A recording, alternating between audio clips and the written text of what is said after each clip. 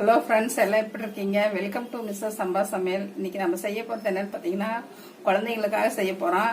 ரொம்ப விரும்பி சாப்பிட வைக்க முடியாது குழந்தைங்கள.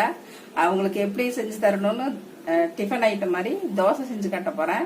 அது வந்து கலர்ஃபுல்லா செஞ்சு கொடுக்கலாம். சத்தானதா பீட்ரூட்டு, கேரட்டு, கொத்தமல்லி இதையெல்லாம் வச்சு குச்சி ஐஸ் மாதிரி செஞ்சு கொடுத்தோம்னா அவங்களே எடுத்து சாப்பிட்டுக்குவாங்க. அது எப்படி செய்யலாம்னு பார்க்கலாம். வீடியோக்குள்ள போலாம் வாங்க. பீட்ரூட் ஒன்று அரைச்சி வச்சிருக்கோம், கேரட் ஒன்று திருவி அரைச்சி வச்சிருக்கோம், கொத்தமல்லி புதினா அரைச்சி வச்சிருக்கோம். மாவு இது மாதிரி 3 கப்பில் எடுத்து வச்சுக்கோங்க. ஒன்னொன்னுலையும் ஒன்னொன்னு கலந்துடலாம்.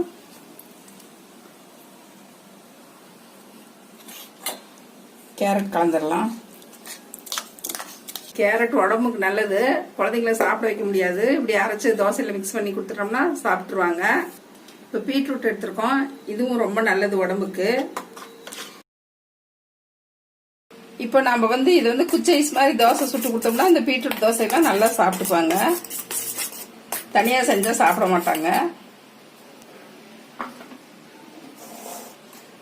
அடுத்து கொத்தமல்லி புதினா ஊற்றிக்கலாம். 3 கலர் கலர்ஃபுல்லா சுட்டு கொடுத்தோம்னா அவங்களே எடுத்து சாப்பிட்டுக்குவாங்க. கையில குச்சி பிடிச்சு சாப்பிட்டுக்குவாங்க. பீட்ரூட் கலந்தது ஒன்று வச்சிருக்கோம், கேரட் கலந்து ஒன்று வச்சிருக்கோம், புதினா கொத்தமல்லி கலந்தது ஒன்று எடுத்து வச்சிருக்கோம். இப்போ தோசை ஊற்றிடலாம். அடுப்பத்தை வச்சுக்கிறேன். கல் சூடாயிருச்சு. ஃபர்ஸ்ட் பீட்ரூட் தோசை ஊற்றிடலாம்.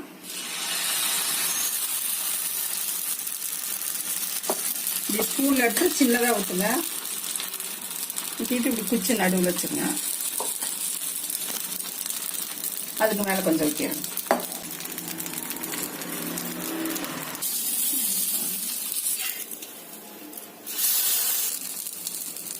ஒரு பக்கம் வந்துருச்சு, இந்த பக்கம் திள்ளி போட்டு இந்த பக்கம் வந்துட்டு எடுத்துடலாம்.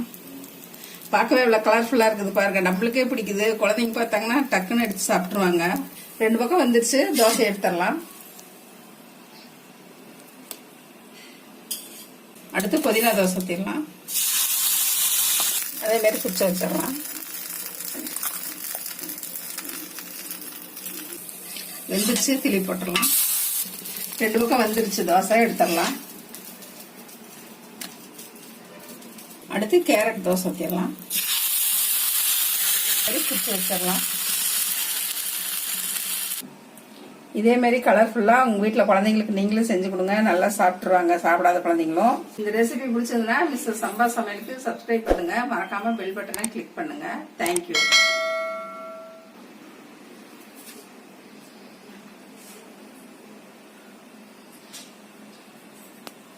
குழந்தைங்களுக்கு கொஞ்சம் காரம் கம்மியா தேங்காய் சட்னி அரைச்சு ஊட்டுனா ஊட்டுங்க. இல்லாட்டி இப்படியே கூட சாப்பிடலாம். நல்லாதான் இருக்கும், டேஸ்டா இருக்கும். காய்கறி போட்டு நம்ம அரைச்சது.